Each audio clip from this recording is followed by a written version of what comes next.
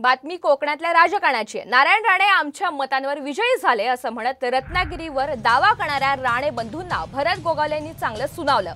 यावरून वरिष्ठ नेते असून गोगावलेंना मंत्रीपद नाही, तुम्ही मंत्री असायला हवे होतात, पण तुमच्या वाटचालीसाठी मी शुभेच्छा देतो असं प्रत्युत्तर देत निलेश राणे यांनी गोगावलेंना डिवचलंय।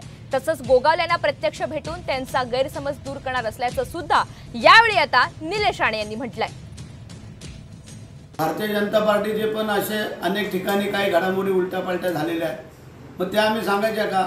आम्ही तिकडे दावे करायचेत का? विधान परिषदेची निवडणूक आहे पदवीधरची, मग त्याच्यावरती आम्हाला पण विचार करावा लागेल। 77,000 जी काही मतं मिळाली ही काय त्यांची मतं आहेत का?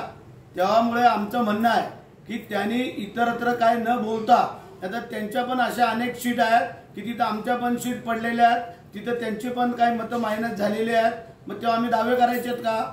म्हणून त्यांनी बोलताना सांभाळून बोलावं। मी त्यांना एवढंच सांगू इच्छितो, गोगावलेजी आपण एक सिनियर आमदार आहात। मी माझ्या त्या बाईटमध्ये कधी टोकाची भूमिका घेतली नव्हती। त्याच्यामध्ये मी सांगितलं आमचे संबंध चांगले आहेत, पण तुम्ही सिनियर आमदार आहात। आज खरं तर तुम्ही मंत्री हवे होतात, पण तुम्ही नाही आहात। तुमच्या पुढच्या वाटचालीसाठी मी शुभेच्छा देतो।